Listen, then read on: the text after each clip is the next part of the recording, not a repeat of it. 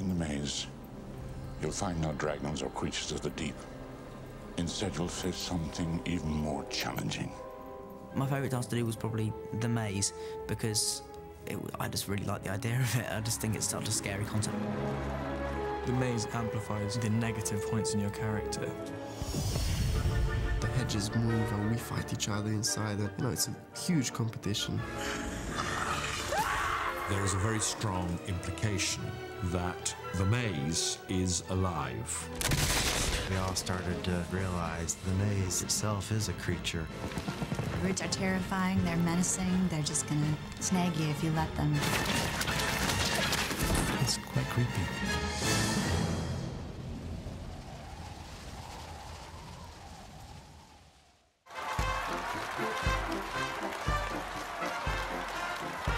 This film, Goblet of Fire, we had the maze, which was a fairly major scene which we had to tackle and shoot very early on. We had to create quite large sections of this maze that moved and developed its own persona. So early on in the movie, that was our sort of biggest challenge. It had to be able to chase the children through it. It had to move as though it was going to crush them with the actors inside. That involved for us quite a huge engineering build because the walls of the maze were 25 feet high. In our case, we tried to make it taller than you've ever seen and bigger than you've ever seen. So you're in channels which are just 5 feet wide, but 25, sometimes 40 feet high. So it gets pretty intense and pretty desperate in there. The maze scene was quite claustrophobic, really. Set, action. The very first time I went on set, we were filming the maze. It was absolutely enormous, and you know, I was new to the whole thing, so you know, I was quite nervous, and you know, my heart was like, you know, literally pumping really fast. Now, you will encounter no dragons in the maze or creatures of the deep. The maze itself was really sort of mystical. It was, you know, loads of smoke around, so everyone was really interested and excited about what was going to happen. Action! The maze has a malign personality.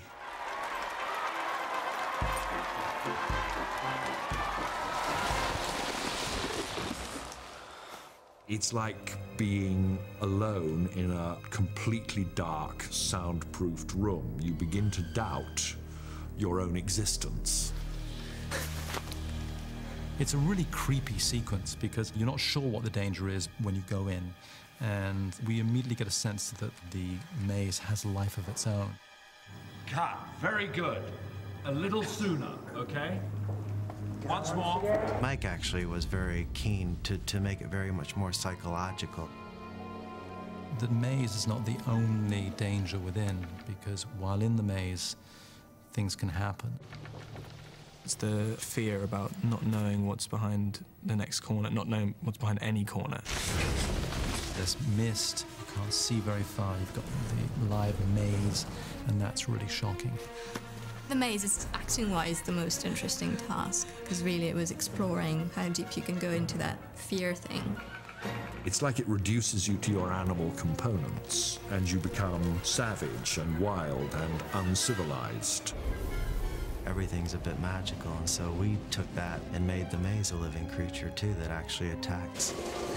It's tremendously violent, incredibly active, and that could only be achieved in the digital arena.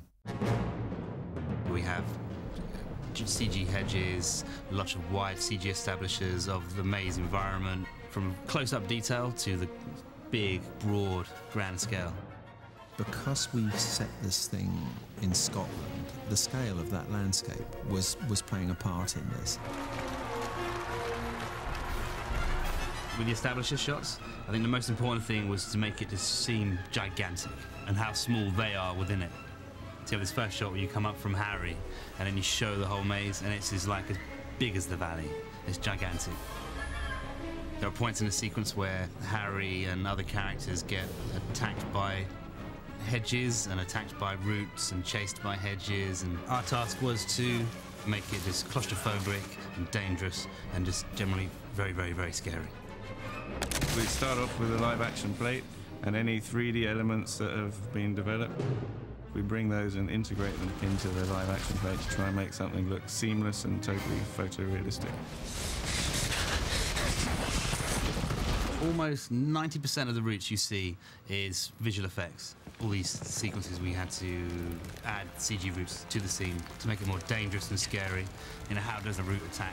The animation team would spend a lot of time just sort of like hitting each other with them and trying things out with them. Start the effect! I think the balance came was they always had to be quite gnarly and angular. Brief moments they could go straight, but then they could wrap around things very quickly. There's a balance between whip and snake and a root-y character.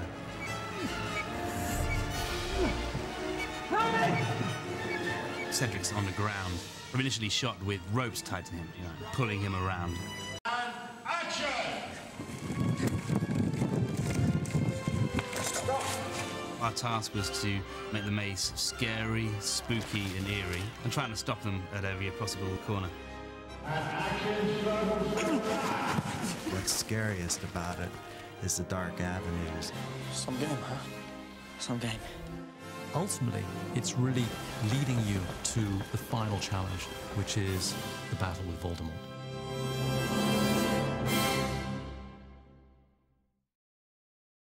The Darmstadt champion is Victor Krupp. The champion for both battles is Fleur Delacour. The Hogwarts champion, Cedric.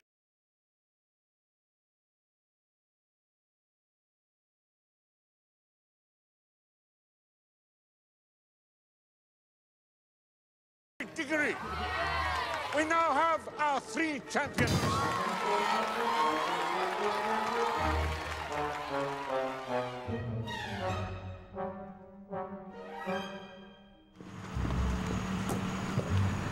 Morning, Stan. How are you? I've missed you. The first thing in the morning, we arrive at the studios where usually the ADs are waiting for us to arrive.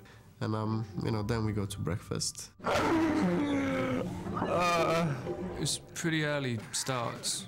Saying that, like, you can't really complain. Whenever you arrive, however early you arrive, there's always 500 people there who've been there for like 2 hours. So what's next? What are you doing after breakfast here today, Rob? There's not to do.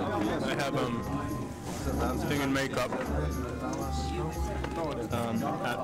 7:30. Good morning. It's what time is it? 7:15. I'm late. Yeah, Clemente's a bit late today. I'm a bit late. But we're not going to worry about that. I think I've overslept a bit. I'm usually okay at getting up quite early, so yeah, every morning at 5:30, you know that you're going to have to wake up. That's part of the job, really. If you turn up late, you miss your breakfast. I'm stealing some orange juice. There's like 2,000 people working there. Like, they're all, without exception, they're all nice. Everyone. Because I think having to work with kids, you've got to be quite friendly. Otherwise, it'll just drive you insane. This is Philippa. Hey, Philippa. Hello. What does Philippa do? I AD Robert in theory. Try and get him to the chair on time.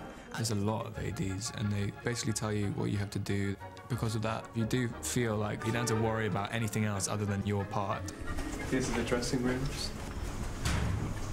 This is my dressing room. Cedric. Stan was in the room next to me for the majority of the time. This is my uniform. I shall go and find out when I'm getting dressed. Wear hair and makeup. So I'm just telling Jan that I've washed my hair this morning. Washed my hair, good girl. I'm going to get rid of my hair. You know, as you can see, it's quite a lot now. This is like... It's like an sheep-shearing. This is the morning thing. The morning ritual. I quite liked having makeup put on, to be honest. You don't have to think about anything. You can go out really late the night before and then you can look like a complete wreck in the morning, and then it's up to everybody else to fix you up. Now I'm going to have my makeup done. Powder and everything. It's a bit girly. Could you confirm first shot this morning? Cedric clean just before he gets deaded. Thank you. I'm alive today. Pre-death, just about to die. These are all the wounds from being attacked by the magical hedge. This is my big makeup job. all this stuff takes a little while. So we're going to the place called the Flight Jet, where we're going to be shooting the courtyard scene. This is how we know where to go, what to do. So, what is that? This is a call sheet. We get these every morning. Sides, if you have any lines or whatever. That's the ones from the graveyard. What was your line today? Cedric, get back to the cup. What are you talking about? Because it is such a big shoot, everyone has to do something different at the same time. You keep going back and forwards from the first unit to the second unit. So it's all been quite exciting here because we've had a massive change of costume for Stan for this scene. Very good. Yeah, it's Very great. He's proud. to show off his guns. Suits you, sir. This is the real thing. And then I believe you'll be wearing those boots.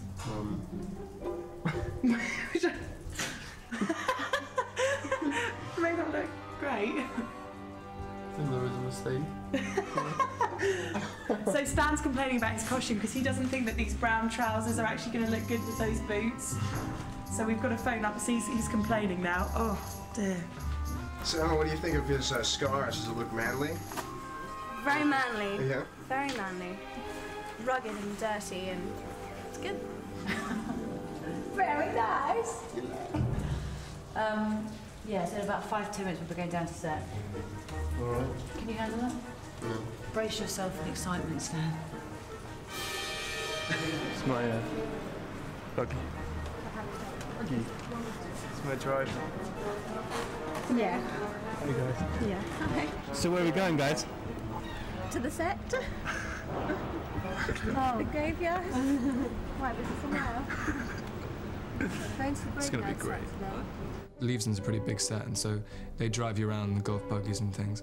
Because of these elaborate costumes, you can't really walk because basically you'll have to be reset. So I think the golf buggies are pretty necessary. Going on set, Leavesden isn't really heated except from the sets, so it can get quite cold, and you need a warm coat. Otherwise, I would have been too cold. You're just going to be doing a walk straight up the cloisters, and we'll have the Steadicam following you, so we'll be on you and Angelica. Okay, but we're not dancing. No, this is just purely a walk. First up will just be you going, who are you, what do you want? Then we'll put the rig on you and then you'll be doing a jerk back. God, I did have quite a good thing to do today. X1558, take one. Action start. Go. Well, I can't say it was hard work getting chased by girls, you know. It's quite a nice feeling, both, you know, when you're filming and in real life, you know, who wouldn't enjoy that? But, you know, it's nice to be playing someone like that. Everybody in position.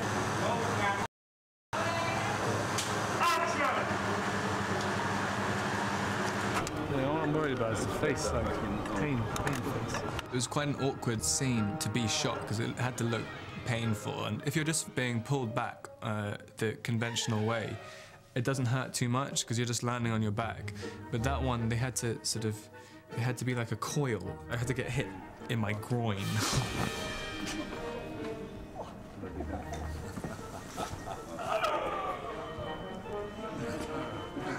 So say something. My name's Rupert. Well, at least we'll see the pain in your face as you go.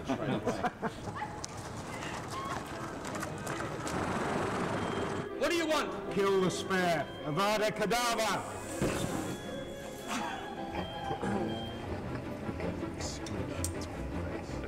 There was a problem with the sound I was making because, like, when you're being pulled up like that, you kind of make a natural sound, and it didn't really sound very spectacular. It's kind of like or whatever. Good. You okay? Yeah. Very good. So that's very difficult what we're doing today. Yeah. Walking. Lots of concentration. Very emotional, demanding scene. I'm going to eat now. What do you think of the food in the cafeteria generally? It's generally pretty good, and I don't have to pay for it, so it's I don't mind. I don't eat very much anyway. Finished the courtyard scene. We've had lunch, and we're going to go to hair and makeup to get some checks. So I've been having a little nap, and I think everyone will notice. And then we'll go down to the Great Hall and shoot the arrivals of the Bourbon. On a film like Harry Potter, you're actually on set about 2 hours a day. So you wait a lot. We are waiting for me to get called to go on stage. Where are you going? Flight shed. We're going to the flight shed to do the very last scene in the film. Scene 106.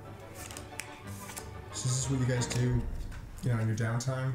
Card tricks? We do everything, really. Everything and anything to keep ourselves amused. We got involved into magic tricks with cards. So, you know, everyone started, you know, learning how to do magic tricks, and we were showing to each other, which was a great laugh. And there are the 4 kings.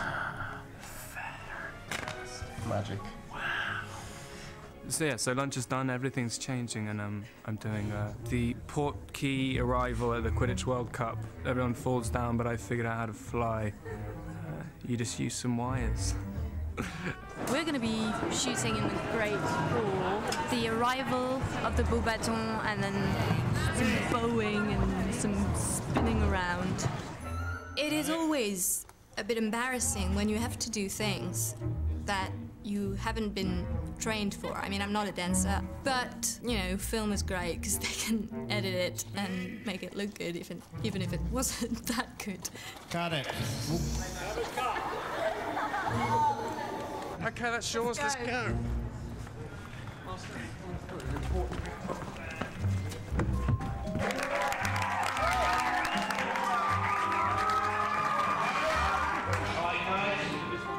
Right, Stan goes and changes. Okay, Stan, you go and change into your swimming costume now. We'll be up here in about 10 minutes for you to do your dives. Swimming costume for Stan. When the set is getting set up and all the cameras and everything, we have stand-ins, which are basically people who sort of look like us in a way. And they are basically there for all the measurements and, you know, all the lighting to get right. That's me. That's me in the wig. Here, will you critique us? Let's take a critique. Action. You did it better than me. So Joe is hiding under a buck fever cap.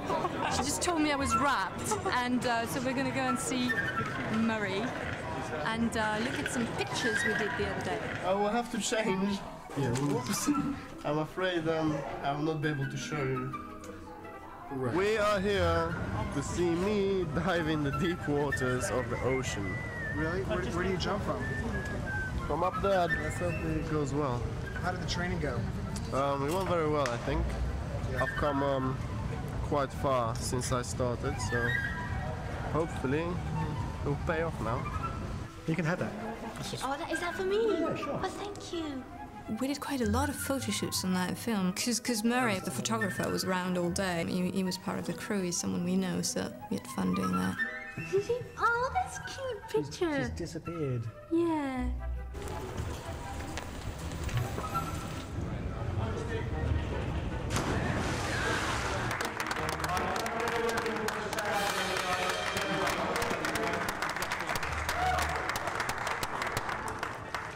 I'm really proud of the dive because we didn't have that much time, you know, to get it sorted properly. Stan did his dive? He finished officially. That's a great part of the day. Yeah. I'm wrapped too, so I'm gonna go and get changed and go back home. We had so much fun on set. Well, I personally never thought, oh my God, I just want to go home. You know, I just didn't want to finish.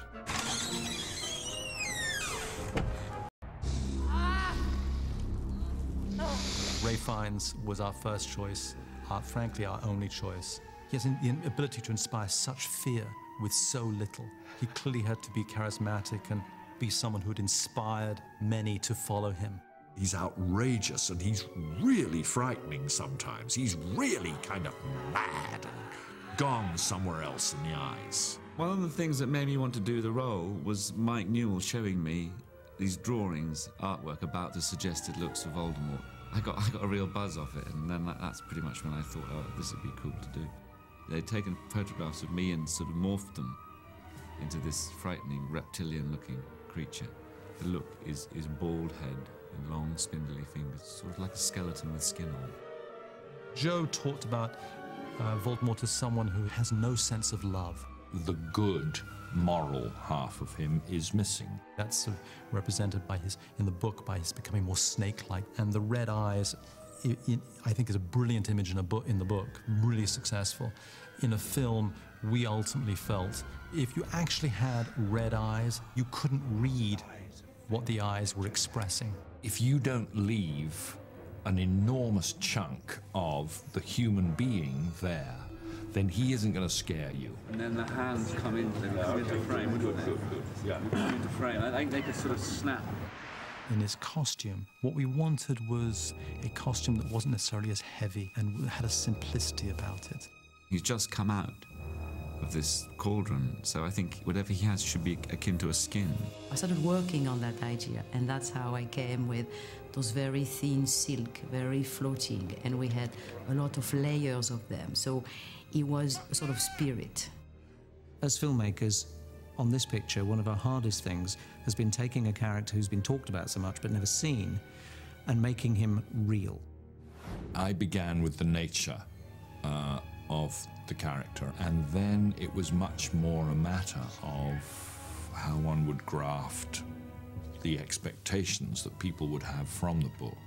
So the nose became very important. With the nose, we looked at prosthetic versions. When it was first discussed, I said, it isn't going to work. Whereas if you can just drop his flesh back, you know, take out that section digitally, it's going to be striking, because it isn't something you can do with makeup. It's odd. It had to be terrifying, yet it had to be human-like plus snake-like. We digitally removed his nose, or rather diminished his nose, flattened it like that of a snake, and instead of traditional human nostrils, created slits. It came very clear that we were going to have to track his head, and then track his expressions, and then build and blend into his skin. So I had to wear funny little dots on my head, which they will use to digitally remaster my conch. Our goal was that you look at him and he seems quite normal, but then you look a little closer and you realize, you know what, it's not quite right. The way he is now is he's some dreadful, mutated human being. With an actor like Ray Fiennes, you don't have the opportunity to do a 10-hour makeup. So we covered him in tattoos every day. They had to paint me with his transfers that were laid on my face. They've got, and it's like the veins on his hands and on his arms and on his head. They just add to the whole element of kind of fear and creepiness that goes with them. It's great. It's really good. I was very keen not to have too much makeup on. I was very keen to be physically quite free to move. And I have some prosthetics up here to take out the eyebrows. But I wear nothing around my mouth or here in my neck or here. It's curious how you feel it blocking expression when you wear all that stuff.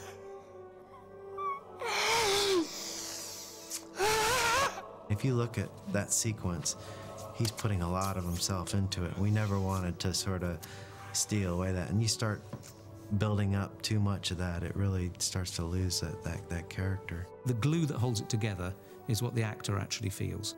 And if he feels comfortable and it feels right, then it probably is. I want to get my pad of my finger on his mark, not the nail. And I can only do so far bending my arm up. It was just very interesting working with him. I do feel I learned something, because the way he used his body is fantastic. The idea is that he's just got this new skin, and Mike's great thing was he's new in this body, it's new to him, so he's testing it. So when we first see him touching, feeling his head, feeling his face, his eyes pop open, and we see him test this whole new body for the first time. Mike was very keen to explore the unexpected mood swings of Voldemort. I said pick it up! Get up! Get up!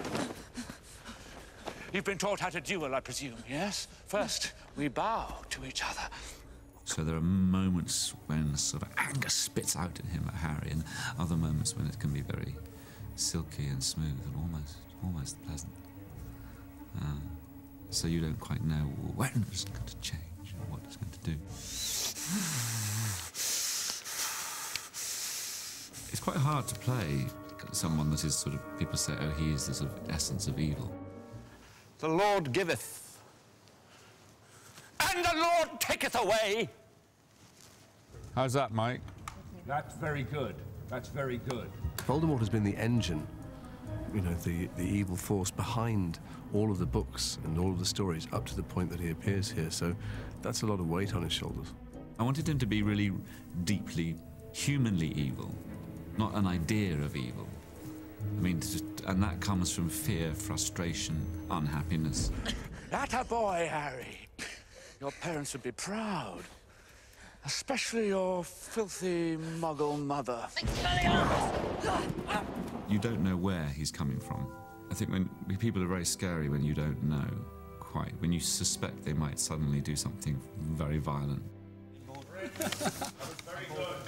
1063. You have to judge that, try and get it right. It's not too much, and yet if it's not forceful enough, it doesn't count. The scene with me and Voldemort was definitely the most challenging scene. At the same time, as hating him with every fibre of his being, Harry is also absolutely terrified of him because he killed his parents and he wants to murder him for that. Hopefully, I get that fear right.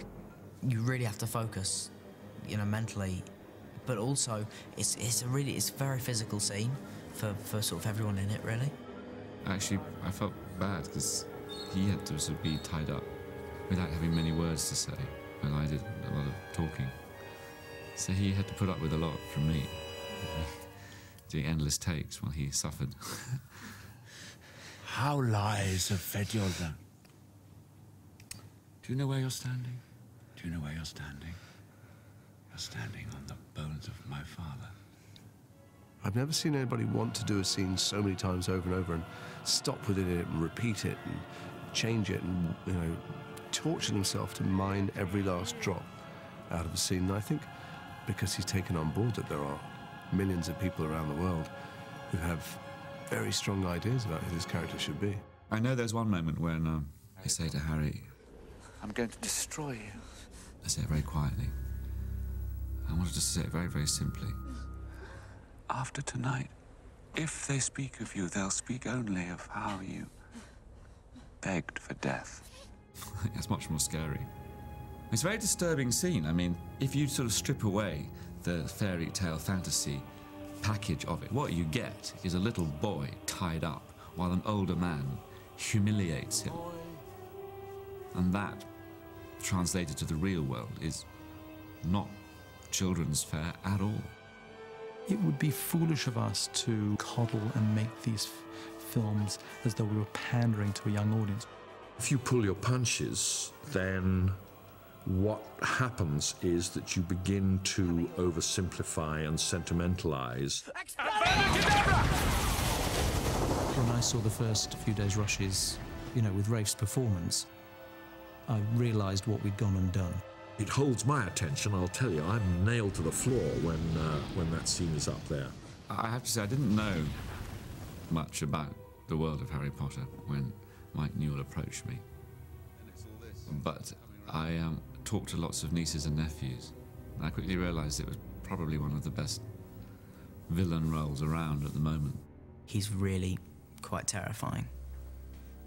It's going to really freak people out. I'm really looking forward to that. It'll be great. Don't you turn your back on me, Harry Potter! I want you to look at me when I kill you! I want to see the light leave your eyes!